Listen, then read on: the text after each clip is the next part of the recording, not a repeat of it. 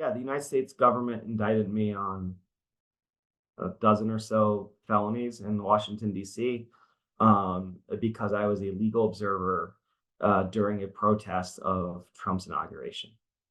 And I was facing 70 to 80 years in prison. That was a clip from today's guest, Chris Carraway.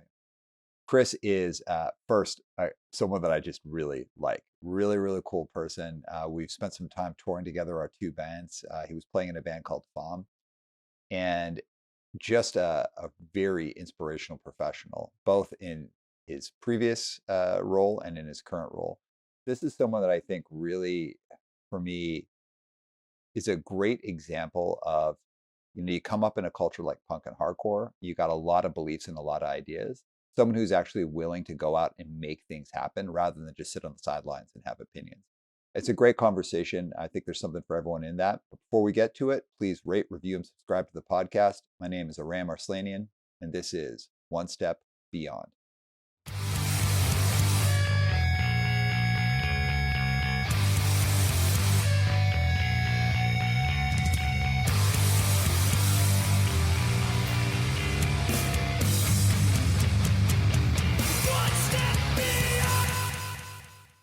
Chris, welcome to the show.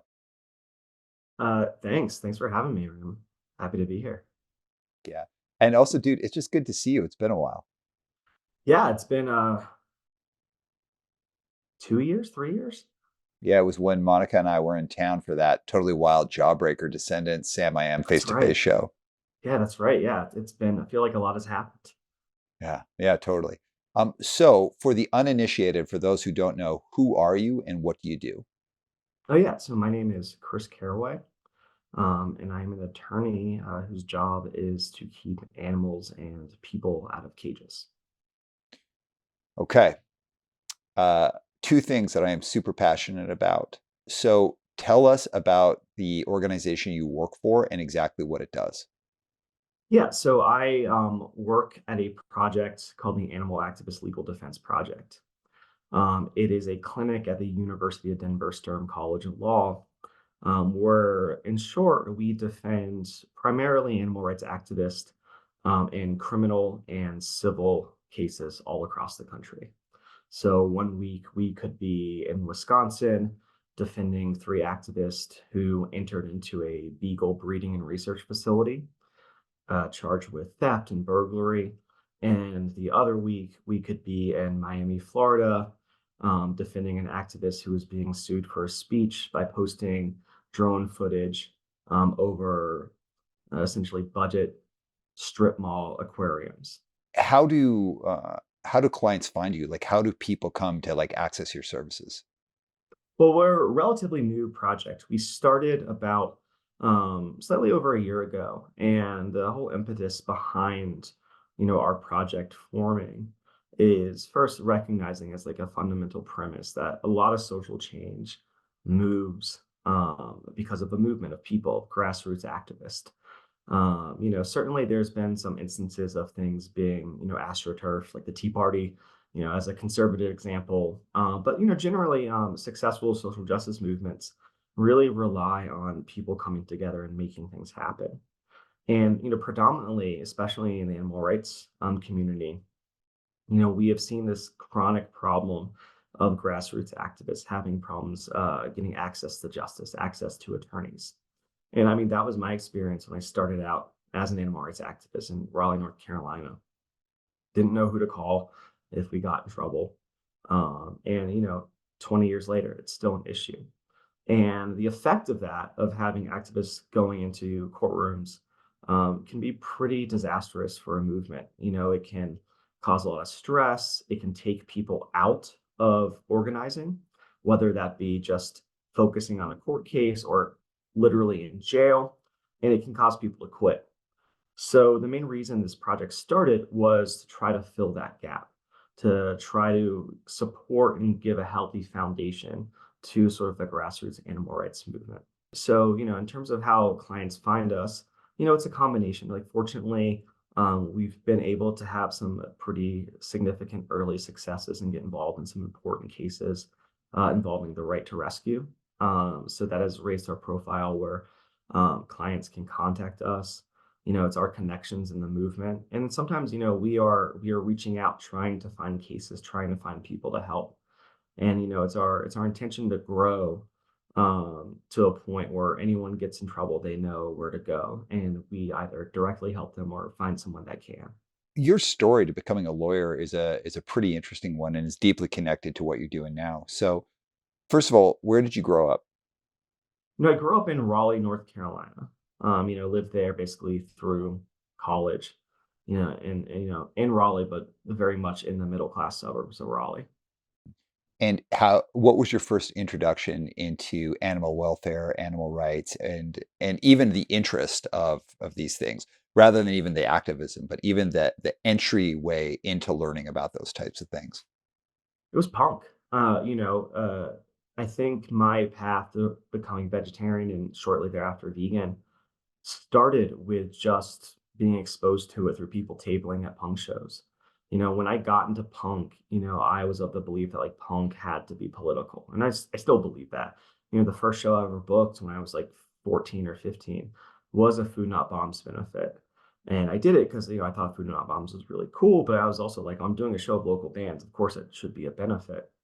So I sort of came into sort of my mid-teens, like with this mindset, this politicized mindset. So I think it was pretty easy for me to sort of accept and look at sort of the critique of eating animals and eating animal products.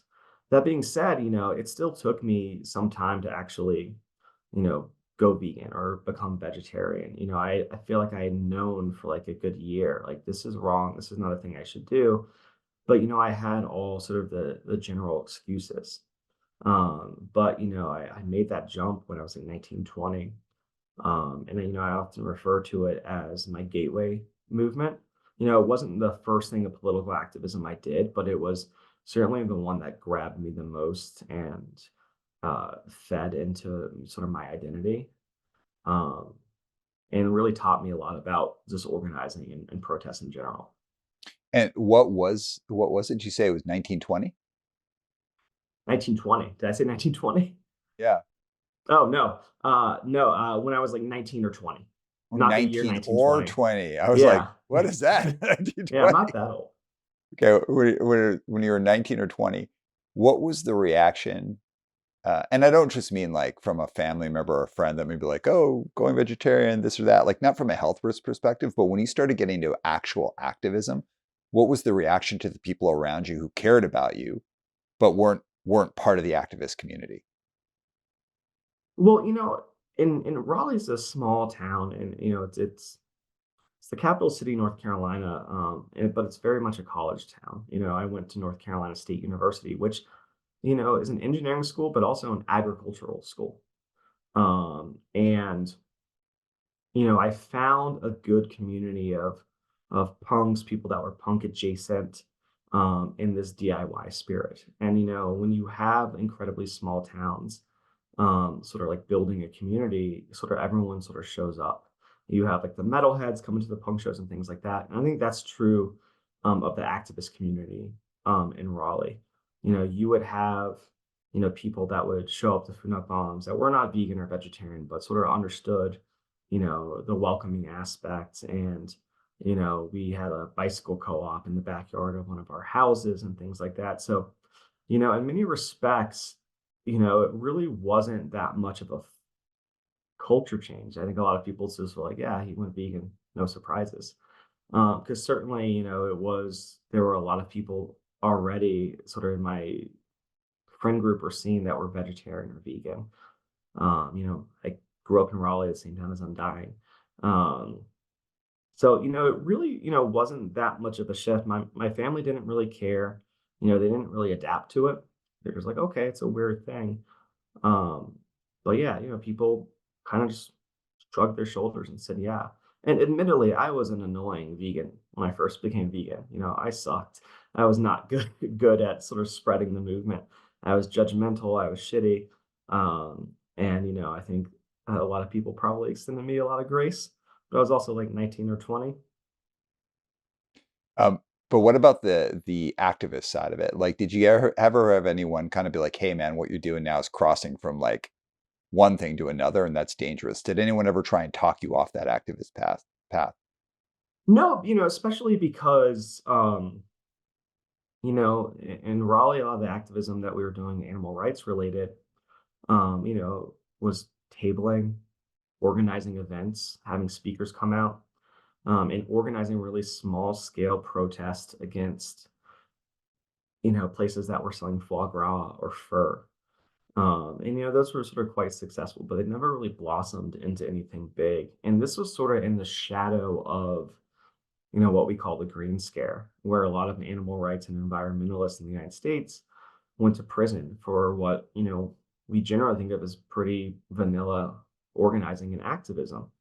And it was a time where animal rights and environmentalists were deemed the number one domestic terror threat. But, really, we didn't have, a lot of pushback onto that because I think the activist community in Raleigh sort of generally understood, and it was small, so I don't think there was the liberty to have a lot of divisiveness. And also, we had experienced sort of firsthand, kind of state repression with respect to the anti-war movement and the Bush years, which was kind of one of the first politicizing events of my life. I remember distinctly, there was a punk show that turned into a black bloc that marched down the street in small town Raleigh, North Carolina, and tried to torch the Republican headquarters in Raleigh. And the next day, JTTF agents were knocking on people's doors, especially, a house I was living at. So we all sort of kind of had this awakening and a sort of a militancy about it that, yeah, no one was ever like, you're crossing the line. And, frankly, the animal rights activism I was doing wasn't that shocking. I wasn't a very good animal rights activist. Let's put it that way. So how did you make the shift though from into what you do professionally? Because so you're doing this, you're part of this movement, and you just said I wasn't a very good activist. Just as a sidebar before we get to your story, what is a good activist then? What Well, would have been better? I just wasn't very effective, Mhm, in terms of, developing a campaign, sticking with it, mhm. having goals that were easily obtainable that can sort of build a movement. And then, I was working with sort of small town, people. We had like groups of like 4 or 5 people, and that was sort of the sense of the scale. So there was no growing any sort of movement, and then I found myself spread across graduating college, traveling, things like that. So what I mean by that is, I look at other activists that have truly like threatened power with their activism and their commitment, and that just wasn't me. They Yeah. they were much better at it than I am. So but ultimately, my path towards becoming a lawyer is very much born in the context of the repression of the animal rights and environmentalist movement, because a lot of the work that I was doing involved prisoner support. There are people getting really unheard of prison sentences for nonviolent conduct. And so, it felt like every other show I was booking was a benefit show for someone's legal defense fund or prison commissary. I specifically remember, one of the individuals who was part of this group called the Shack Seven. His name is Andy. He was placed in a prison in North Carolina, and we would do benefit shows for him. And sometimes I'd even try to get on the radio at my college to play music for him, because he could pick up the college radio station. So, a lot of the activism was focused on people that were going through the court system. And I remember at one point just being like, fuck this, I'm just going to go to law school. Like, it's just like I keep raising all this money, which, I was a college student, so like $200 from a benefit show felt like a lot of money. But I was doing all this work. I like arguing. I feel like I'd probably make an okay lawyer. So like I'm just gonna go on a path towards law school. Really inspired by the activists I saw, pushing the envelope, threatening power, and finding themselves facing repression. Like I wanted to be there for them. So, that was what sort of planted the seed of me ultimately becoming a lawyer.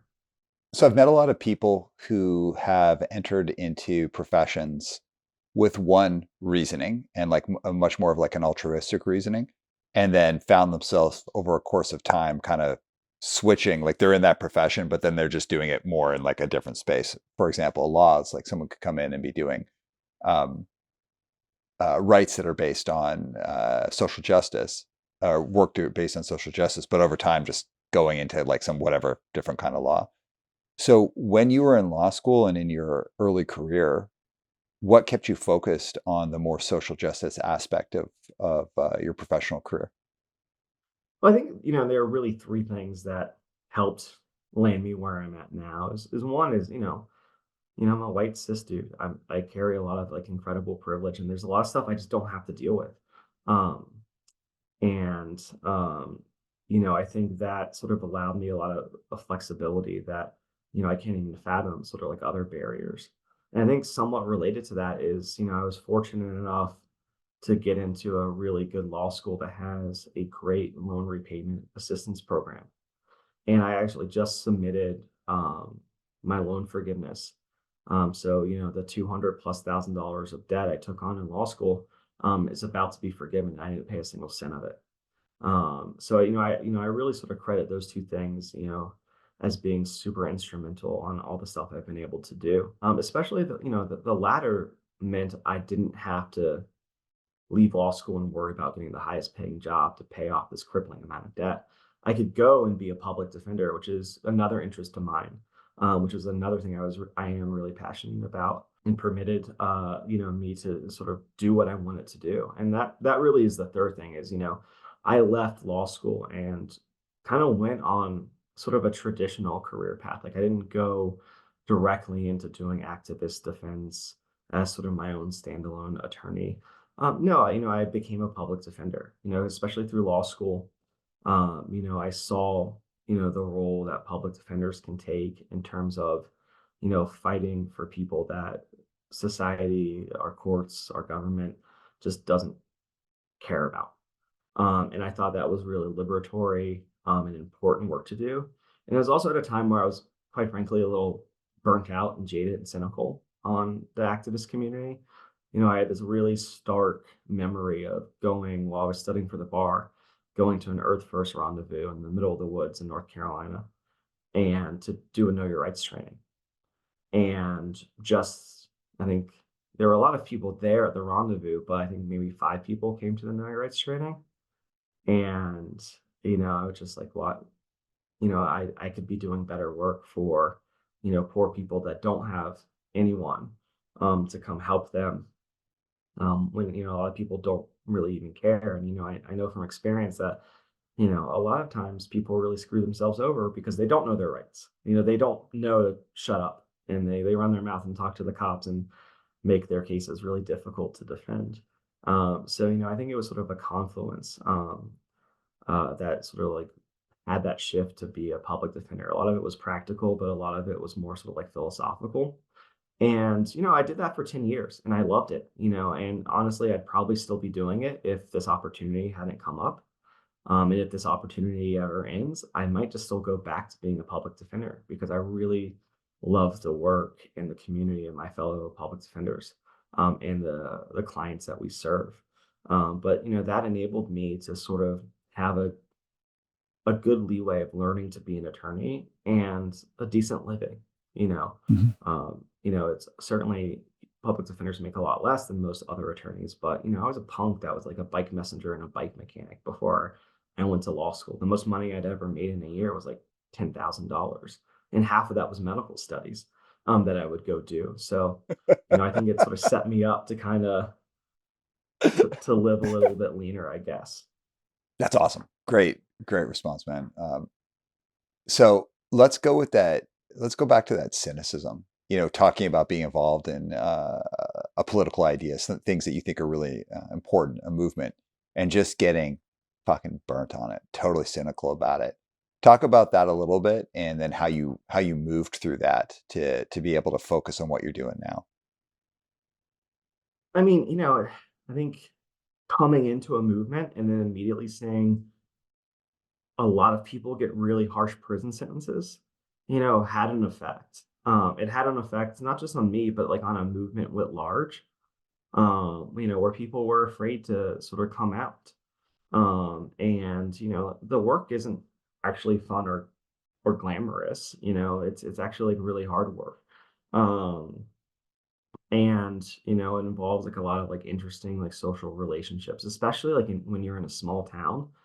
And you don't, it's not like you're in Philadelphia where there's a ton of vegans on the East Coast, or like Portland, Oregon, or like, doing activism in like a small, especially southern town, in the Bush years, was a very isolating and sort of like lonely experience. But, it was also the sort of that time in my life, where, you start challenging kind of like your youthful optimism and ideas. And trying to figure out like what am I going to do with my life? Like maybe my friends aren't going to save the world. Now what? So, I think it was just sort of a combination of all those things. Maybe even with sort of well, I finished college, what do I do with my life now? That, put sort of a more cynical or negative view on the world. And I'm constantly fighting that. I'm constantly fighting cynicism. Especially my career as a public defender did not make me less cynical, or more optimistic. Um, Certainly there are moments, but I often sort of find myself sort of fighting this like nihilistic cynicism versus optimism. And I think you just have to sort of like look for it, like look for the opportunities and understand like the world is not designed to make you feel optimistic about social progress.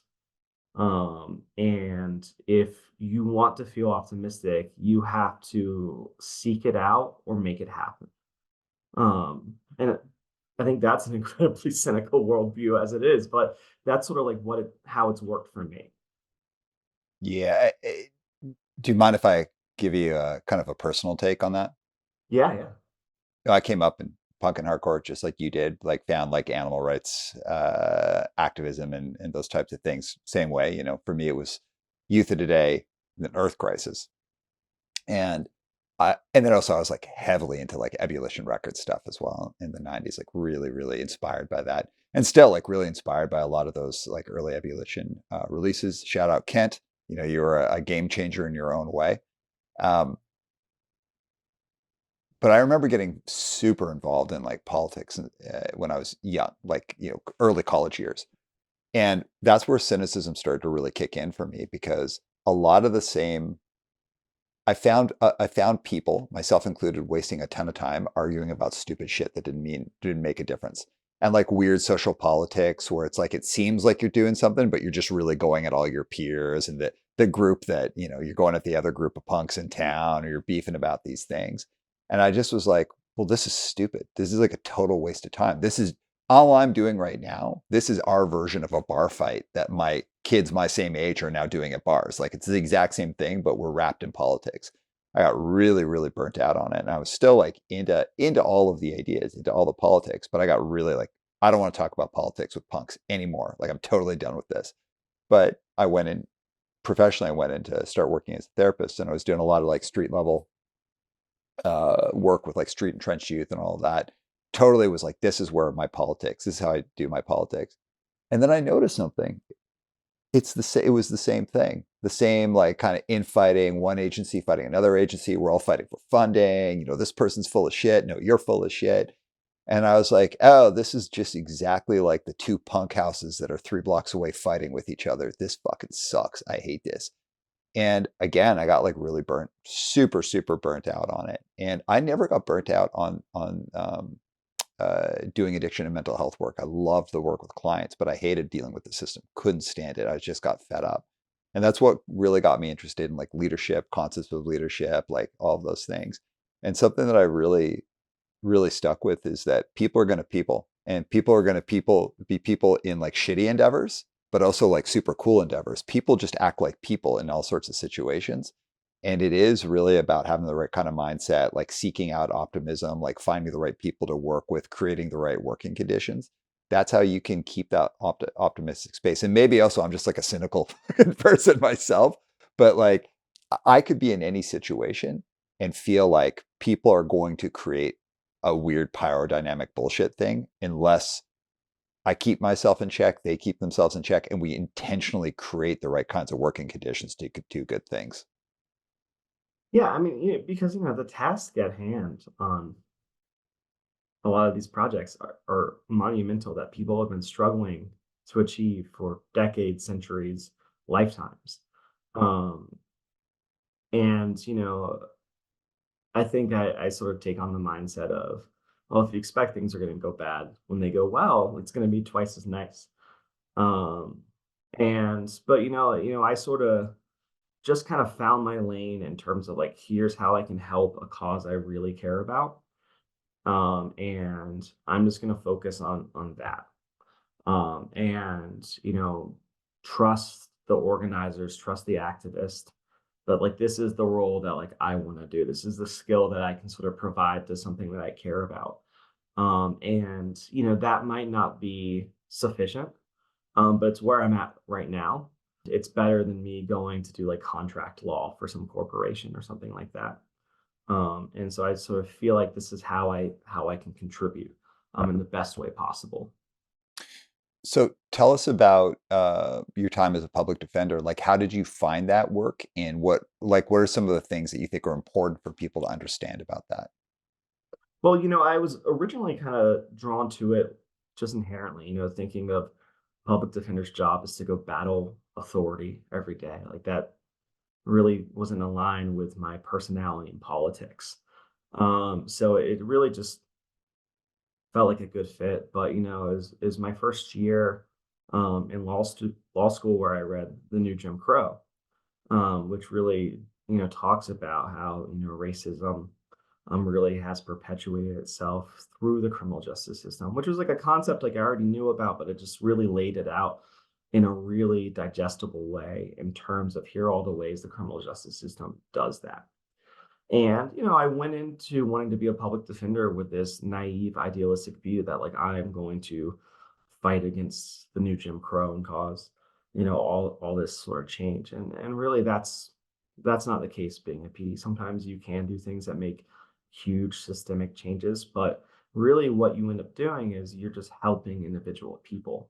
And it was that first experience, my first summer as an intern at the public defender's office in Denver, that allowed me to sort of have that shift is, this isn't about being like the one person that takes down this like terrible system.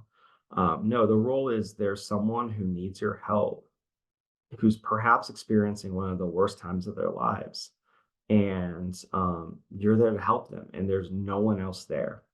And that just felt really powerful to me, to be able to sort of insert myself in that situation or be inserted into that situation because obviously like you don't get to pick your public defender, and actually like help someone's life. And that could be obviously getting them an acquittal in the case, but that could simply just be standing up next to them and being like, no, this is a good person, um you know and what he or she has been accused of doing does not reflect who they are as a person. um and trying to seek out those sort of individual relationships, and it really taught me a lot about people. So for someone who's been like who is and has been an insider in like the legal system, I think most people, especially people in North America, can say like, "Hey, there is something wrong with the system of justice in this in these." I'm in Canada, you're in the U.S. In these countries, um, there's something that is terribly wrong around the prison industrial complex. But what are some of the things that you, as being an insider, that you could see to really point out, like, "Hey, here's some of the real stuff that's going on that the average person might not know." you know it's honestly the scale of our mass incarceration system prevents nuance. So there were countless times where I would have a client, who has a real problem that caused them to be in the criminal justice system. And you were like, this person doesn't need jail. This person needs like a dual diagnosis program to address a mental health issue as well as a substance abuse issue. In Colorado, there was really only one, and it was like a 2-year long backlog. Or, hey, this is an assault case against two brothers, and it was right after their family member died. We don't need to put this person in jail for 30 days. Why don't we do restorative justice and let them talk it out? I think that's going to be better for everyone. It's going to be better for certainly the community. And often the response I would get is just kind of a shrug and be like, that seems too complicated. That seems like too much special work because of the scale of the system of mass incarceration. We kind of have to do a one size fits all. And it's because, especially in the United States, we have this like over incarceration mentality. There are too many people in the criminal justice system. There are too many people in jail. There are too many people on probation, honestly, that the people that could really benefit from nuance simply don't get it. And we have a really inefficient system where problems aren't solved, they're actually made worse. So, I think it's an issue of size and quite frankly indifference. I often would tell like younger public defenders who are starting out in misdemeanor court, and I would say, listen, the worst thing that a DA is going to do to your client is not cheat and hide evidence. They do that. But the thing that is going to impact your clients the most is they do not give a shit. You know, they are just triaging people. They are just cranking people through the system, resolving, dealing with the cases. And, the overwhelming amount of people just sort of dulls a lot of participants in it. And, I think we need to sort of recognize that and really scale that down, because I think once you scale down or get rid of a lot of the bullshit that we see in the criminal courtroom, you can actually start addressing the really tough questions and the really underlying policy issues. But if everyone's so overwhelmed and just trying to survive, you never have the time to do that. And I think that's, obviously the biggest failures of the criminal justice system, but I also think that's intentional. I think there's a lot of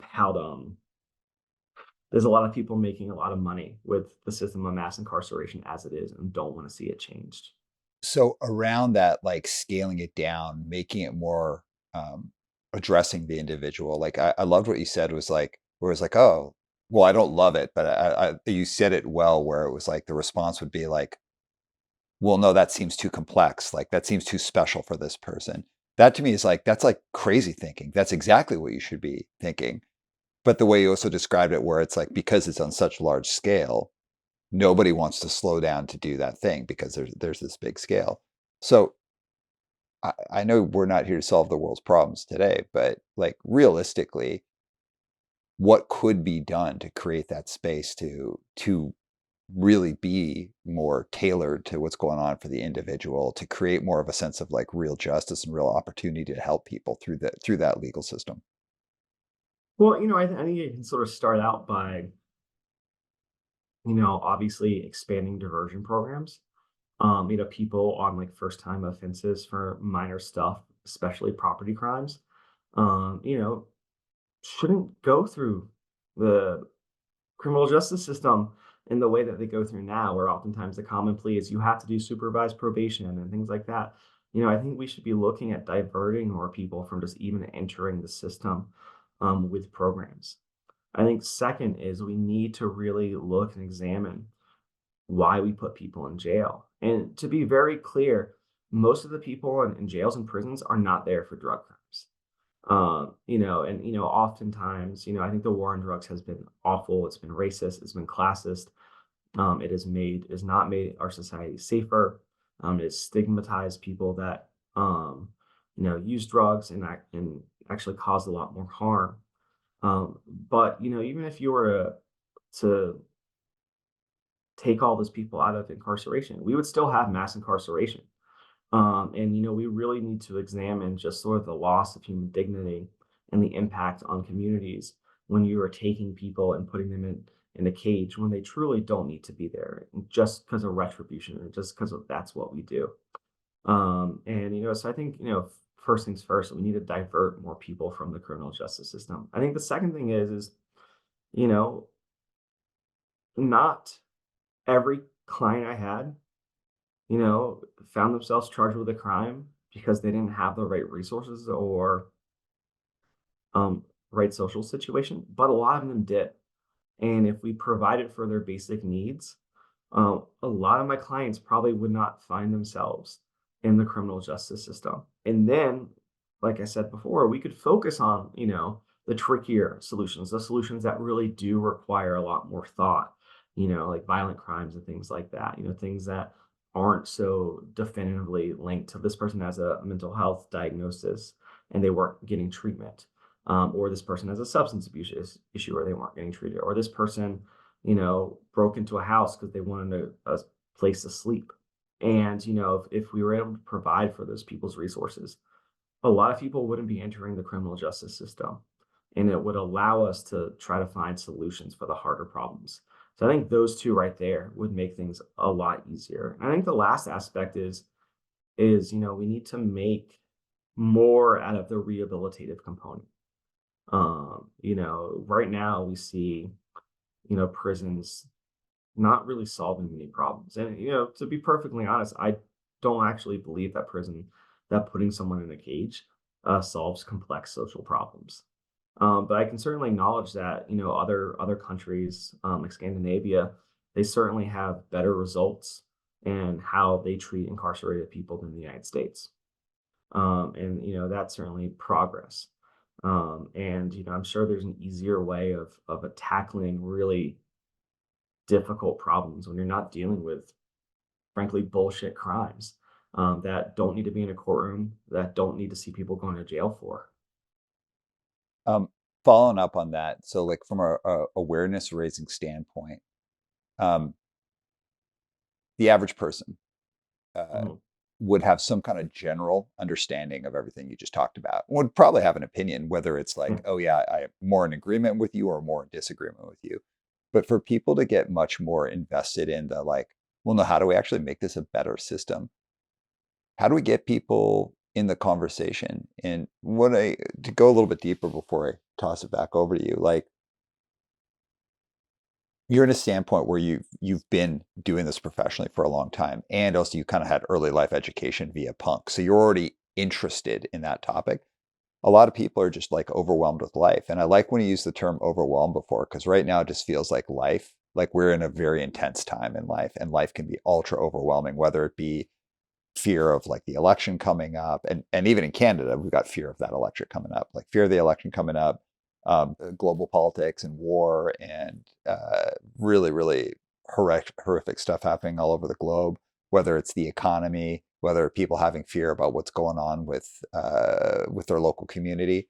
This is a wild ass time right now, and to have people pay attention to what you're talking about seems like people would maybe either at best agree with you, like, oh yeah, you're right, we should address that, but just kind of be like, yeah, that should be addressed, or at worst, just be like, oh, you're like a communist, like fuck you, like how do we get people actually involved in this kind of conversation? Because it's what you're describing is so horrific. How do we get people there? And I think that's especially important question because there's such a backlash against criminal justice reform. Everyone's like, crime is rampant because um, bail statutes have been changing to allow more people to be released pre-trial. Because a lot in the United States, you have to buy your freedom before you're convicted of a crime. Rich people can pay a bond whenever. Poor people just end up stuck in jail and are faced with the decision: do I take a plea just to get out? And there's been a lot of effort to um, sort of push back on that. And there's a huge backlash because people have this perceived increase in crime. Although, if you actually look at the crime rates, um, we're a lot safer now than we've been before. And that's just really about the sort of narrative that people have been reading. So I think the first thing is to sort of, talk to people and just say, well, listen, all these draconian policies don't actually make you safer. If you're so concerned about the increase in crime, well, recognize that the way we've been doing it doesn't actually reduce that, doesn't make things any safer. And sort of bring people to mass incarceration And crime rates, especially related to social conditions, are policy decisions. We could easily, you know, divert a substantial percentage of the people in the criminal justice system if we had the political and financial will to fund those resources. And it is a conscious decision not to. And a lot of it has to do with class, but a lot of it has to do with the segregation of the effects of crime. Oftentimes people say, well, defunding the police, that's just what suburbs look like. And it's because, people, live in their communities where like rich people live out in the suburbs or far away. And so they're not feeling the effects. They're essentially shipping out, they're exporting the consequences of their intentional policy decisions. So I think the more we can sort of demonstrate to people, well, this is an actual solution, or, what you're proposing, repealing all the bail statutes and have someone not be able to buy their freedom before they're convicted of a crime when they like stole a car, that doesn't actually make you safer. Like what makes communities safer is actually addressing these problems. And one thing I always tell people is just go watch one day of court. Just go watch like the regular old docket in your county court where they're just handing misdemeanors. And most people are gonna come back from that and look absolutely horrified. Or, get on a jury.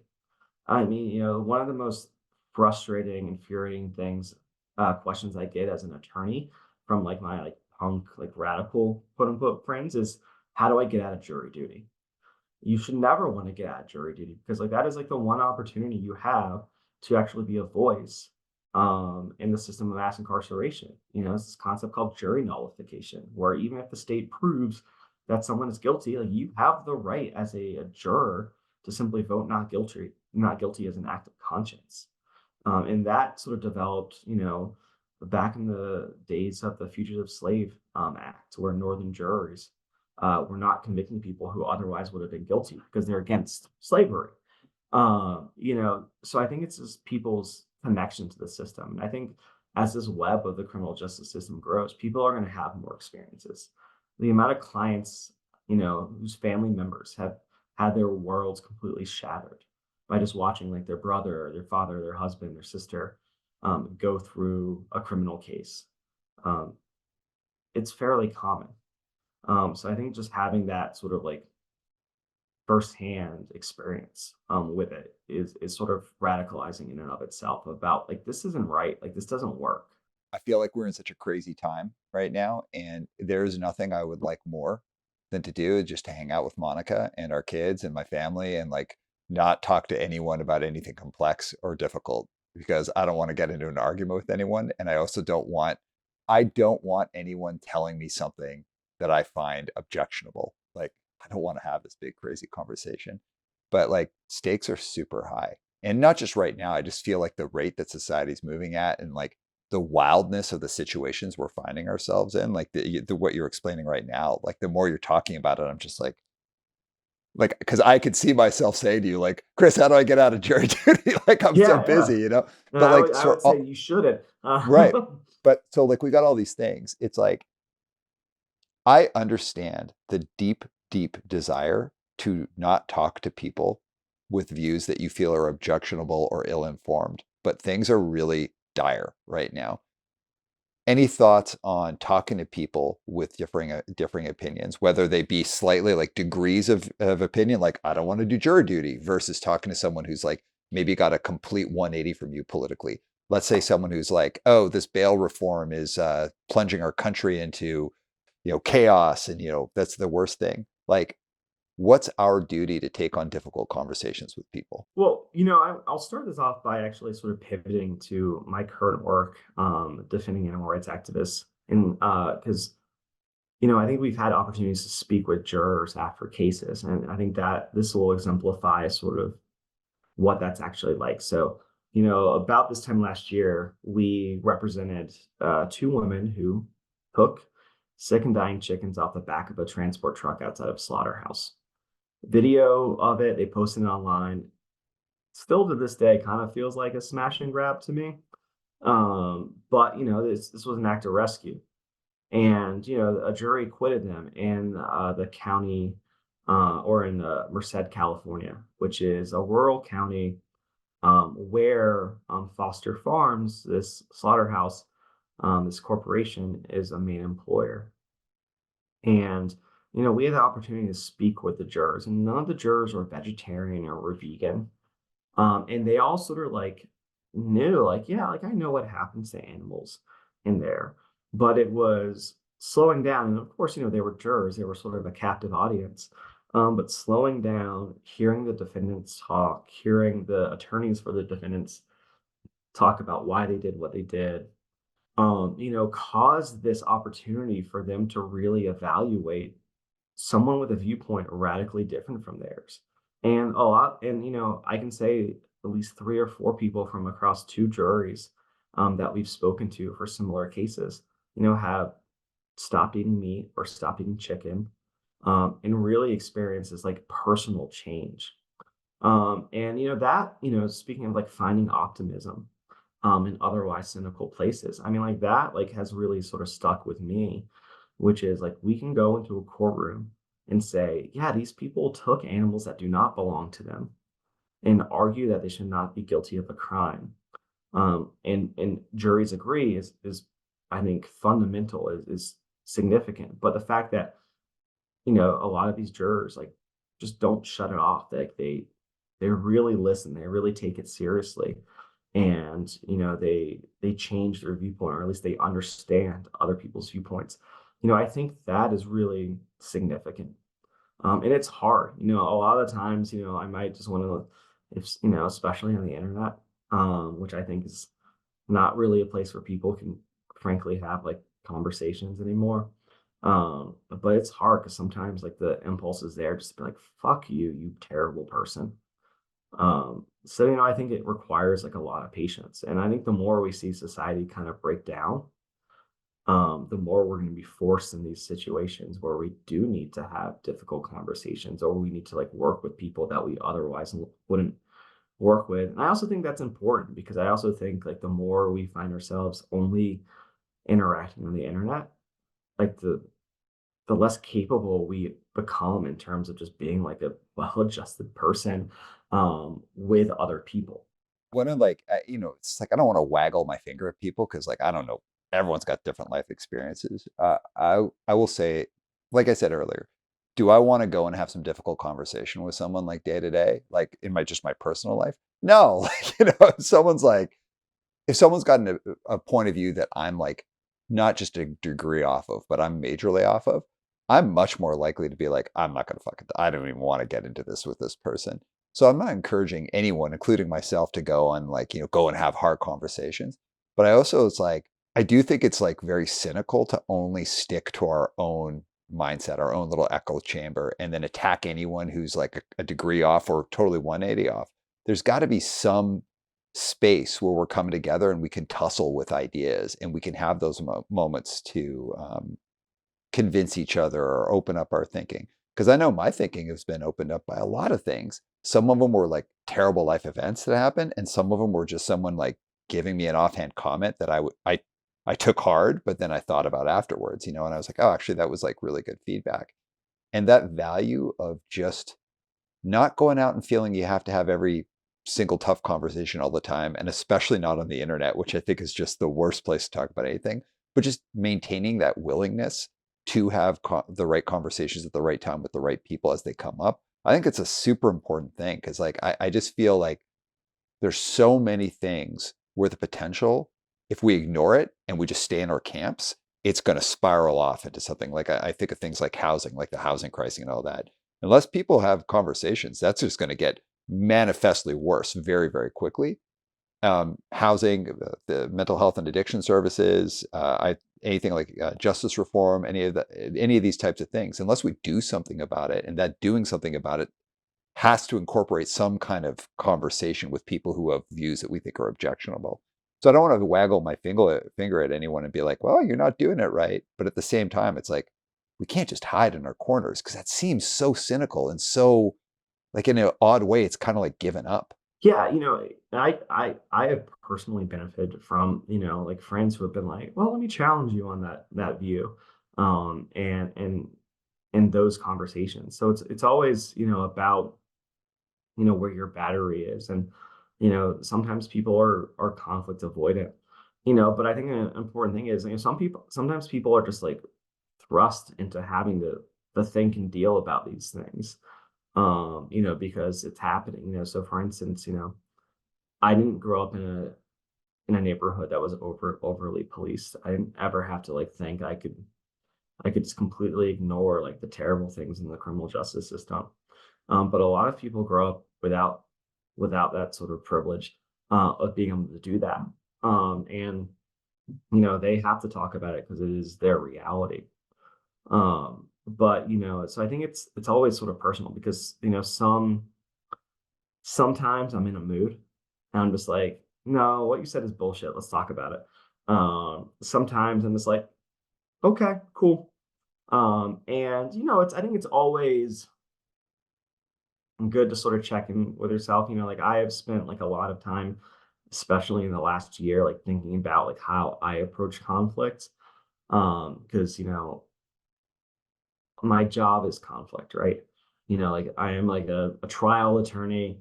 It is conflict with often high stakes. So I find myself a lot coming home and just wanting to shut down and like try to like decrease the stress. And that's also not healthy, right? So like I've spent like a lot of time in therapy sort of like trying to be like, well, how do I not be so affected by the conflict of my job to the point where I can not necessarily have conflict, but like stand up for my own viewpoints and like personal relationships and things like that.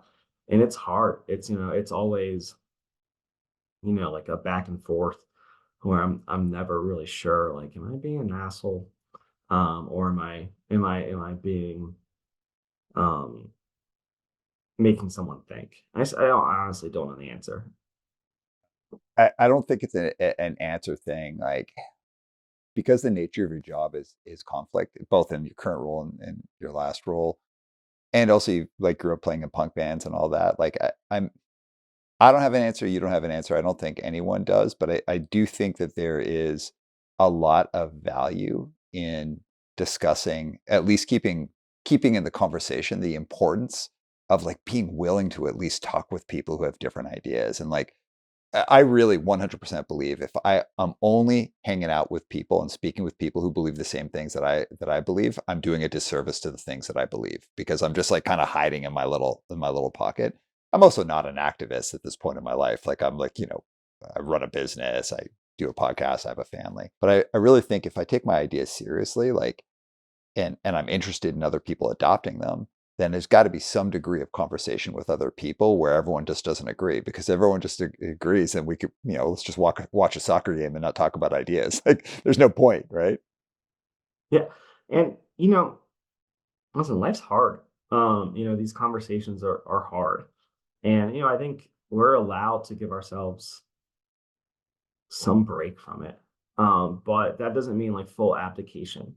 Especially, when, we see someone that like we are close with um doing something we think is in like opposition to our values or things like that. I think like we have an obligation because we are the people that are supposed to have that like serious conversation and sort of challenge each other, even within our own social group. But I mean, I think just beyond that, it's just we live in a world like we don't live in like our Twitter bubble. Like that's not actually real life. So like we need to like actually have skills on how to communicate with folks, if especially if we're going to achieve some sort of like liberatory strategy. It's not just going to be because the might of position political ideology X on Twitter is so strong that this is what happens. Like, it actually like requires like transforming like maybe like people's core fundamental beliefs and outlooks and relationships. Like, to achieve a better society for animals, like we do have to challenge like people's upbringing, so like how they grew up and their relationships with animals. And I think recently a report came out that says factory farming has exploded in the United States. Has gotten bigger and bigger every year. And, I think that's an overall indictment on the failures of the animal rights movement, right? Where like that should be like really startling, which is like, oh, like this is not only have we not stopped it, but it's become worse. Um, so I think like we need to recognize like if we actually want the values that we believe in to transform society, we have to go beyond our bubbles and we have to put ourselves in uncomfortable positions. And also open ourselves up to be changed as well. It's not like a one-way street. I've certainly had like really strong opinions on things and it's been like, well, actually like, maybe I'm wrong. And I think people need to sort of accept the humility that maybe they're wrong about some things. Um, That's tough, man, especially in today's age. I want to hit on something you said though, that just like when I think about people staying in their bubbles, the thing that always freaks me out about that idea is the other bubble is probably populated with people who've got the power to make change. And they might actually have a totally different opinion than me, but they're surrounded by only people that will encourage them to stay the same. And there's nobody with a counter opinion around them. And it's like, again, I really don't want to come across as someone waggling their finger at everyone, like, go out, talk to your racist uncle. Like, people got to do what they want to do in their lives.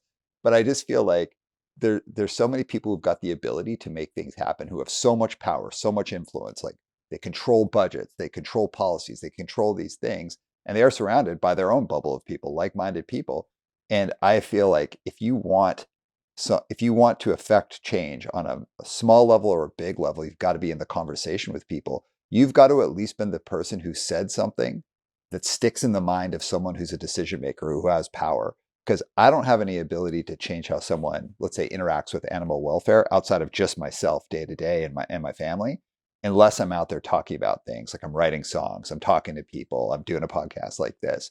You got to put yourself in the conversation and put yourself in the conversation where someone who's got an opposing view is at least willing to consider what you're saying. They might think you're full of shit, but they're at least willing to hear it.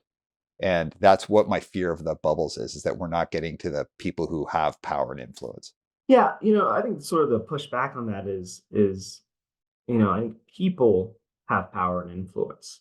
And I think there's been a reliance on like, well, this politician is going to be sort of the person. But I think, especially like through the lens of law, you know, it's really the social conditions that give um cover for things that happen. So like I was speaking about this the other week with the Supreme Court case that overturned the ban on gay marriage.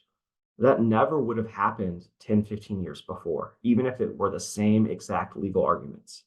The only reason it happened is because there was like a movement and that sort of pushed society's position on that to where power was responding to that. It's kind of like, power is not altruistic, is not inherently altruistic or progressive.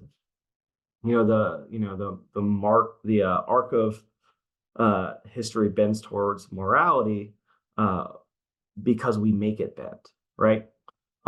So I often think there's like an over reliance on I think obviously like people in power can affect change and help things like that. But I think what has made substantial strides is first building that sort of like mass movement, which obviously requires to bringing people outside of your bubble into that movement. And then oftentimes you see like people in power kind of like coming behind, sometimes kicking and screaming, um, and sometimes we just simply can't wait, because quite frankly, power you know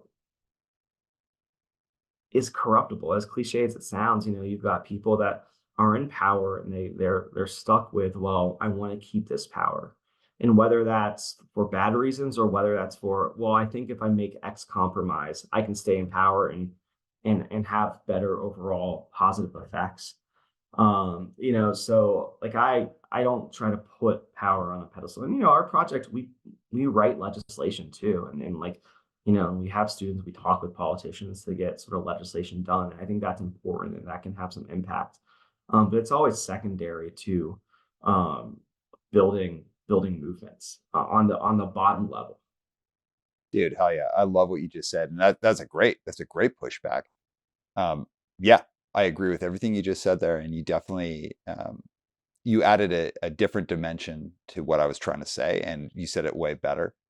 And we're saying slightly different things, but I totally agree with what you're saying. And I do agree that like that kind of building a movement can bring power to heal, because even if someone's trying to keep their power and they're feeling it's threatened, they might just be like, well, I'll just go with the people, where you can see a lot of um, movements creating change through people feeling that their power is threatened, and they're just trying to preserve it by going with what the new norm is.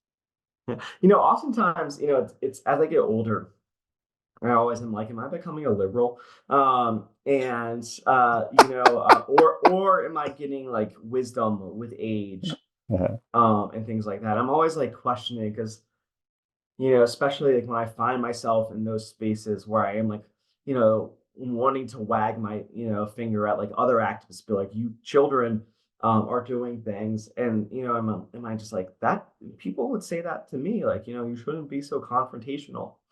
And, I'm always just like, am I, like, is it wisdom or is it just a withering away of sort of like the radical ideals that I had? And am I okay with that?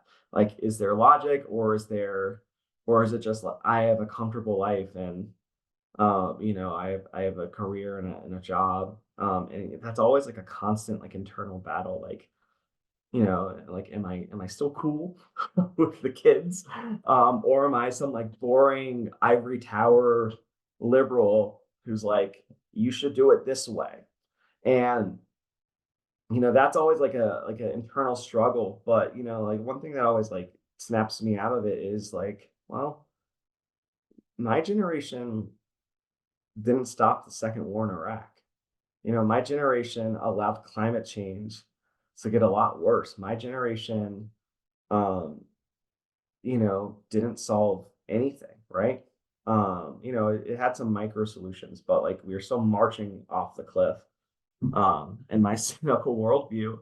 Um, and so I really think, this is, social change activism is more art than science. Like Rules for Radicals has been out for how many decades? All it has done is create a bunch of like ineffective nonprofits, and people getting like middle class incomes, well educated people getting middle class incomes. So I think a lot of it has to be like this is like a play like like a playground like experiment. Prepare to be wrong, prepare to do it wrong and learn from it. Avoid sort of the trap like this is the only right way to do it.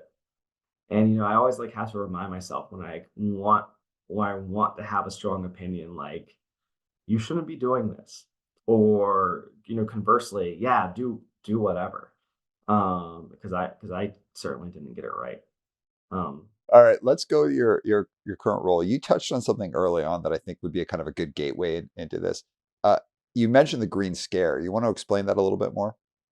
yeah, so particularly in the '90s, and the early aughts, there was an increase in militant animal rights and environmental activism.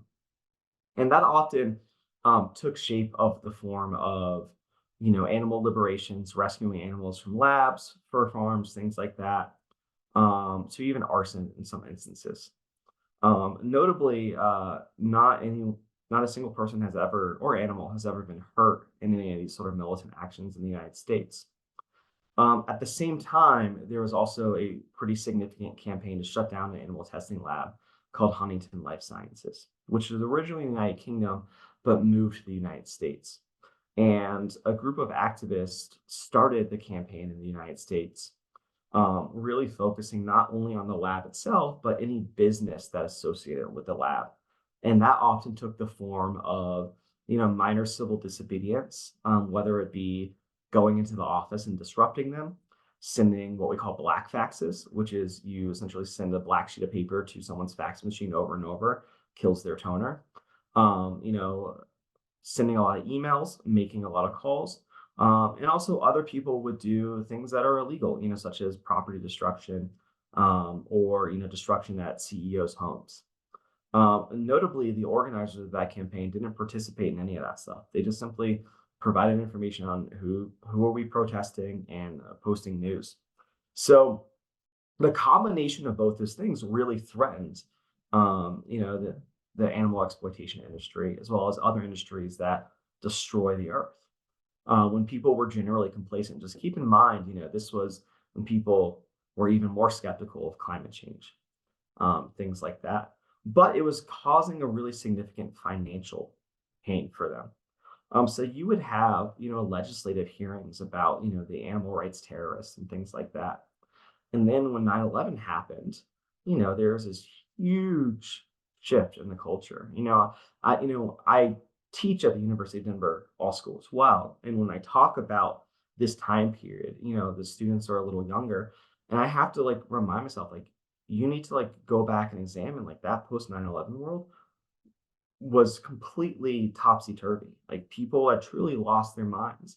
Talk about the Dixie Chicks, and things like that. And a lot of younger students are just like, that seems really crazy, that people could sort of lose control. But it was a reality. And a few things that resulted from it is one, tons of money towards anti-terrorism. That was the focus. And two, you could call something terrorism and get a lot of support behind it. There was a lot of weight to it. So it was the effectiveness, or the effectiveness combined with the threat of sort of militant animal rights activism and environmental activism, combined with all this funding and all this danger by calling something terrorist, that allowed sort of, I think, industry to really put a focus, a target on the back of animal rights and environmentalists. So you saw, a lot more effort, a lot more money going after people that were involved in animal rights activism. You saw higher prison sentences. You saw terrorism enhancement charges for people that, may have like torched a building, which I don't think, constitutes terrorism. I mean, I think to say burning down a single building, because someone deals in the torture and exploitation of animals is not akin to 9/11 or even more stochastic terrorism, that we see, such as the burning of like black churches. I mean, like, that's, more akin to terrorism. This is property destruction, right? In which no one gets hurt. But you saw this huge focus. Meanwhile, at the same time, what's interesting is, what is not being focused on is what has been a problem more recently is these like right wing militias and, people doing like right wing terrorism.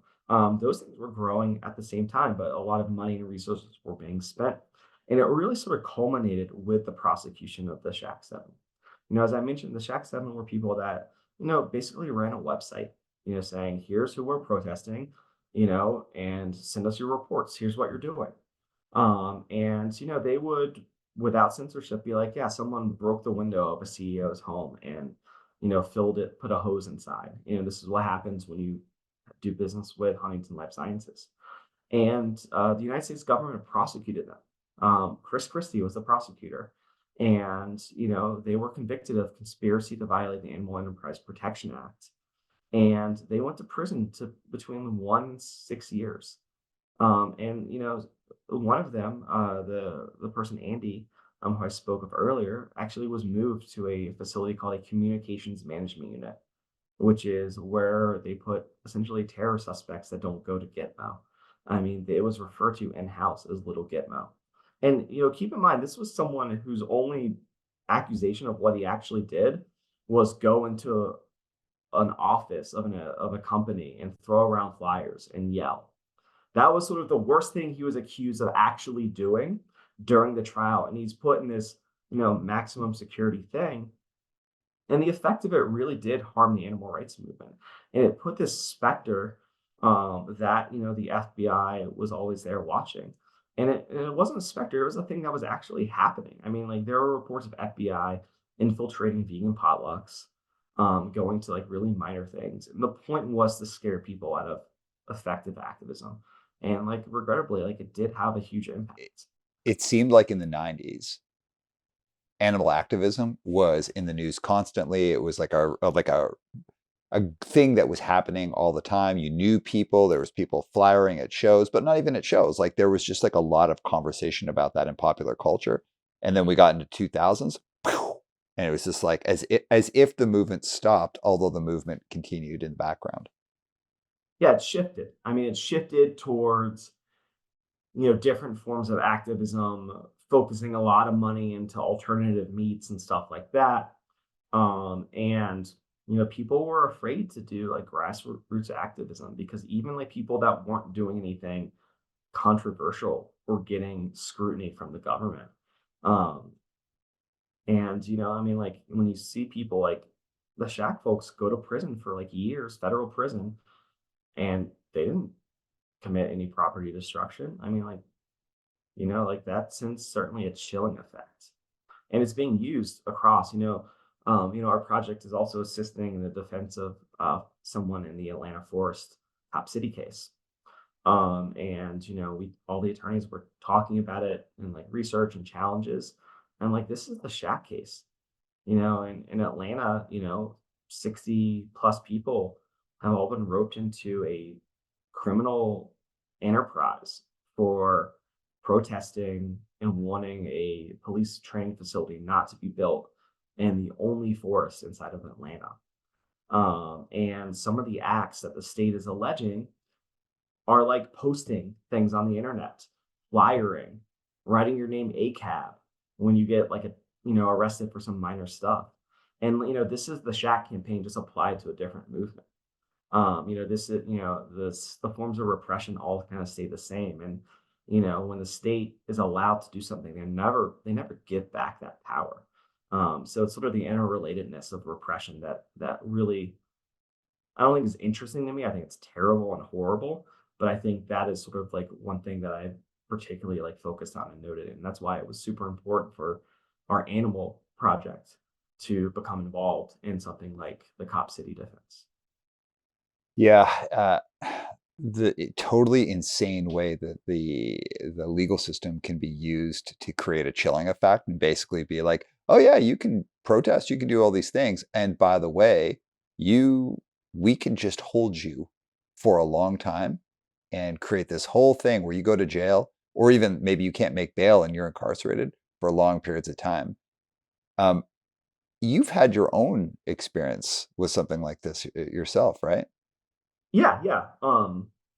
Yeah, the United States government indicted me on a dozen or so felonies in Washington, D.C., because I was a legal observer during a protest of Trump's inauguration. And I was facing 70 to 80 years in prison. Was that actually ever like a serious threat, like in terms of like you actually could have done that, or was that just a scare tactic? No, I mean, like, I felt quite confident if I was convicted, I would have got probation. Um, but it's just it could have, and certainly people in the criminal justice system do get consecutive sentences, and it just really exemplifies the scale, of what they wanted to do to protesters, but they didn't have to allege conspirator liability for every potential crime under the sun, but they chose to. And they wanted it to scare people. They wanted people who did nothing wrong to feel the weight of a potential 70-year sentence that they might not know they get. When I tell my clients, especially like my activist clients now on their first case, I'm like, I'm telling you, here's the potential sentence of the charge. And I have to be like, I'm going to underline the word potential. And I tell them you could get up to 12 years. And I was like, up to, 'cause, the last thing I want them to know, like, here's the maximum penalty, but I also don't want that to be the only thing they hear. Because it's just like, you're not going to get 12 years, but you could, but, you're not. But no, it was a scare tactic. It was a scare tactic that like failed horribly for the United States government.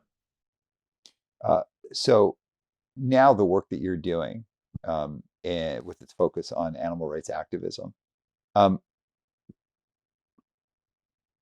are we seeing a uptick if like the government and the legal system's involvement in trying to like shut down any kind of animal rights activism, or is it about just the same as it was since the Green Scare? It's not. I mean, we're not seeing the same focus as we did in the Green Scare, but I think the animal rights movement is not in the same place it was in terms of when the Green Scare happened. For good, I think there are good reasons, there are bad reasons to dissect, but I certainly think we have represented defendants in state court that certainly could have been charged with animal enterprise terrorism for rescuing animals. But I think sort of the political climate is a little different. But I often worry, if we are repeatedly successful, the state is going to respond. And, actually, I'm not actually, this is not like a fear of something that might happen. It's something that's actually happened. So, I'll point out a case that we weren't involved in because it was before our project, but two activists were doing an investigation into a Smithfield factory farm for pigs, and they found two piglets that were dying. You know, they were going to die, and they would have been thrown in a dumpster. They meant nothing to Smithfield, so they rescued them. They brought them to an animal sanctuary, spent thousands of dollars rehabilitating them, and they published what they found. And in response, the FBI essentially raided the animal sanctuary uh, to get DNA samples from these pigs, which involved cutting their ear, which, someone who has been a defense attorney and who is focused on forensic evidence, you can get DNA a lot easier ways than cutting an animal's ear. Um, it was so horrific that they couldn't do the second one. And instead of a local prosecutor, the actual state attorney general decided to prosecute the case. And the defendants won. They were acquitted by a jury in southern Utah. And part of their defense was that these animals were in such bad shape due to the neglect of Smithfield. They had no market value. They obviously have intrinsic value as living beings, but in terms of dollars and cents, yeah, the market says they meant nothing. And if they have no market value, it's not theft because you have to steal something of value. And if it's not theft, it's not burglary because they didn't intend to enter the building, or they didn't enter the building with the intent to commit a crime. So they were acquitted. So what did the state do? Well, the attorney general that actually lost the case, went to the legislature and said, "Will you change the law that prevents this defense from ever happening?" They didn't go to Smithfield and be like, "You know what? These activists, found a lot of really distressing stuff," because the prosecutors certainly thought that evidence was distressing because they fought like hell to keep the jury from learning about it. And they said explicitly, "This is really prejudicial stuff." They weren't bothered by that. They were bothered by the fact that a jury found them not guilty. So in many ways, it's the state adapting. So, I often worry that, the state, will start, coming after them if there are more successes. So in many ways, we're not seeing a repeat of the Green Scare in the animal rights community, but we are seeing similar tactics in Cop City. As I mentioned before, this is the Shack case. They are branding these folks as domestic terrorists. They're saying these outsiders are coming. They have done scare tactics, saying they have cost millions of dollars in damages. And you've got people like elected officials, like the governor, posting like, "We got this Antifa terrorist." It's the same tactics, and that's why I think it's super important for, even if you don't politically, care about police militarization, you should care about how the repression's coming. In the same way that maybe you don't care about animals, but you should care about cases like the Shack prosecution, because that will come and haunt you. And the one thing I worry about is if the Cop City prosecution is successful, where they can essentially allege a RICO prosecution, a criminal enterprise, um, then what's to stop a state like Texas from going after people that provide support for those that are getting abortion services and them getting RICO'd? And, I care about Cop City because I care about the militarization of police, but I also care about it because of the way the repression's going. I have seen, and I'm afraid we will see just the proliferation of those tactics. And, I think that's, like ultimately like what drives us to be a stick in the mud against the state in all these cases. Chris, this has been an amazing conversation. As we're heading towards the end, I'm going to go with the crucial three, where I'm going to ask you three scaling, more difficult questions. But before we get to that, like we'll put the links to all the stuff that you send over to us. Yeah. But before that, is there anything you want to share? Anything you want to shine a light on? Anything you want to discuss before we head towards the end here? Well, you can always check out the work we're doing at the Animal Activist Legal Defense Project by going over to aaldp.com. Second, there is a genocide happening in Palestine being perpetrated by Israel, and the United States government is complicit in that. And, I think it is well past time for people to get out of their complacency and, recognize that, what is happening to the people of Palestine is beyond the pale. And, I think of, the individual named Aaron that immolated himself the other day. Um, and truly a moment that has shook me like nothing has in such a long time. Um, and I think one of his last social media posts sort of echoed a common thing I've seen, which is, you ask yourself what you would do in the 1940s.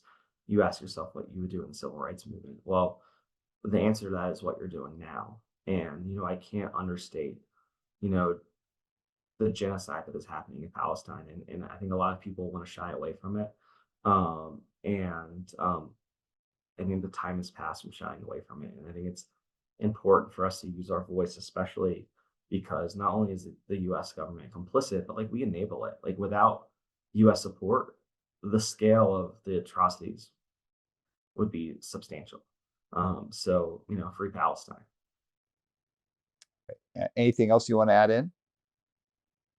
No, I Okay. think that's it. All right, let's hit the crucial three. And it feels almost trite to do this now after like everything you just shared. We need some But levity. Levity's important.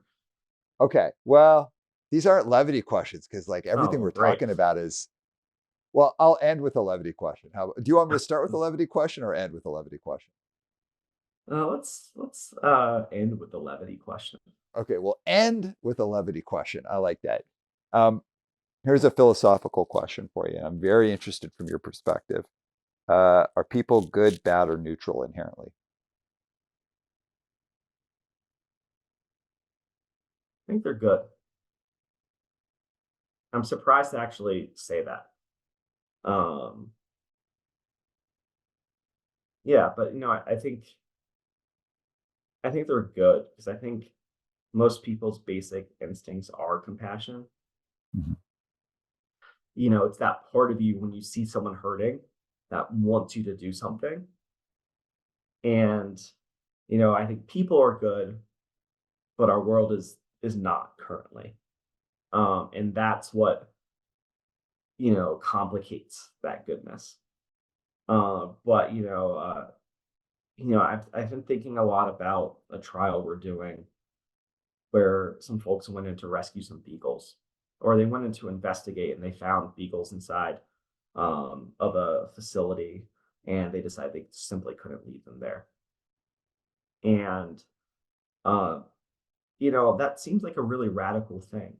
Like you're investigating, you're documenting, and then you see like an animal in pain, and you do something that the state has called felony burglary and felony theft.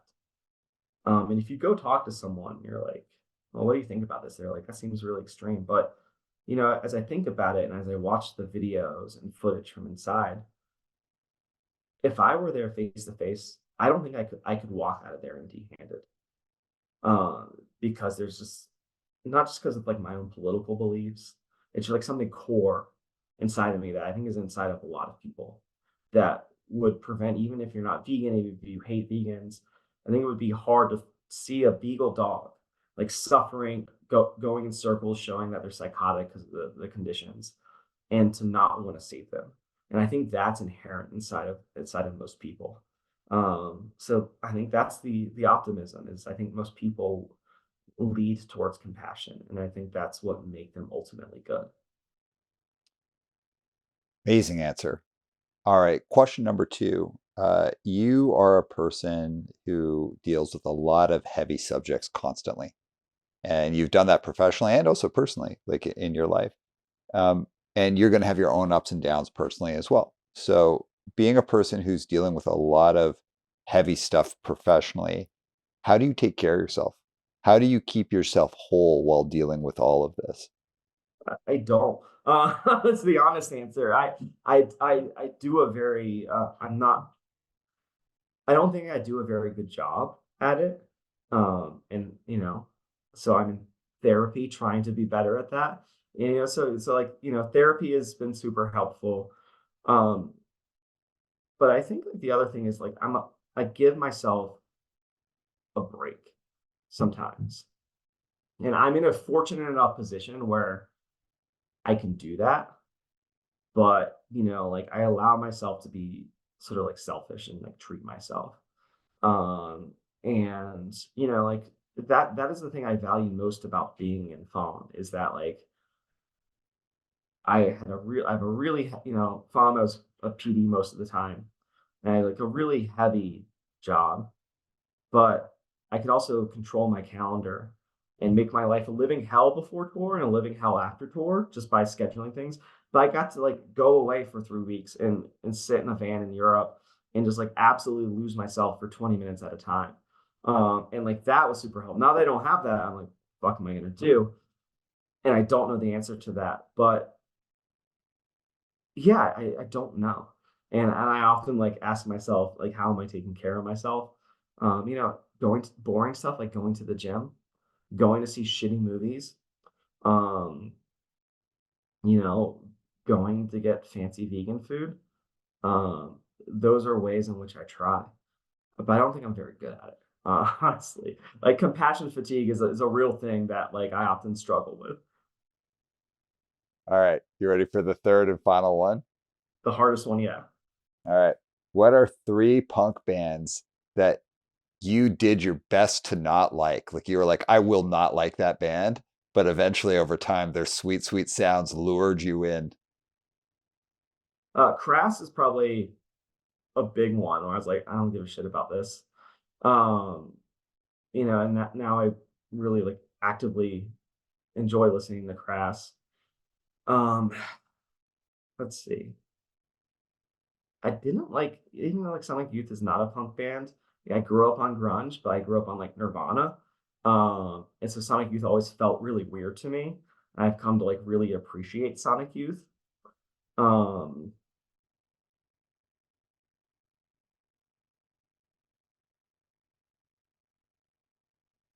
Trying to think of the third one. There are a lot of bands that I liked that I now really hate. That would be a much easier question. Yeah, but Um, we're not going cynical, man. We're going uplifting. I really like now. Against your will, they sucked you in. This isn't a band that I hated, but this is actually like a band that completely won me over surprisingly. So this is a little bit of a cop out. I never gave a shit about the Hives. Um, I saw them when they toured with Refuse. Had to be one of the best fucking like live. Maybe they're not a punk band, but like one of the most entertaining bands I've ever seen. So my cop out third answer is the Hives because mostly if I hate something, I'm pretty committed to the hate. So Mhm. like, when it comes to music, I'm just like, oh fuck that band. Like it sucks. Usually it's super hard to get me off that. So I would say like, Crass was a band that I was like never really gave a shit about. I was like, this is kind of dumb. Same with Sonic Youth. I'm like, this is weird. Um, and then yeah, the Hives were a band I didn't care about. I don't listen to the Hives, so maybe yeah, that is a completely cop out answer, but it's all I got for you. That's not a cop out. I consider them Yeah. punk. Like, I mean, Yeah. are they like Punk. I mean, who says? I never They're punk hated enough. them, but They're I just punk never enough. gave a shit about them. Let me put it Yeah. that way. Uh, I was in Denver playing a show one time, and the Hives were playing a show just down the street, and I was at a used bookstore, and the singer of the Hives was reading a book, like just like browsing, reading a book. And I looked at him, I was like, I have never seen someone look so fucking cool browsing in a bookstore of mine. This dude just Yeah. looked like he was there for a photo shoot. It was amazing. And I wasn't a Yeah. fan of that band either, but good for them. All right, dude, listen, this was awesome. You This rock was fun. as always. Thank you. Anything to close off with? No, I think I said it. AALDP.com. Free Palestine. Yeah. Go vegan if you can. Awesome. Definitely go vegan if you can, for sure. And also check out FOM, who is a great band, great friends. The dates that we put together were some of my like favorites because like we're very different bands, but we had just so much fun with you guys and Punitive Damage, and of course the always amazing Jade Dust. With that, we will see you next time. This is One Step Beyond. I'm Aram Arslanian. See ya.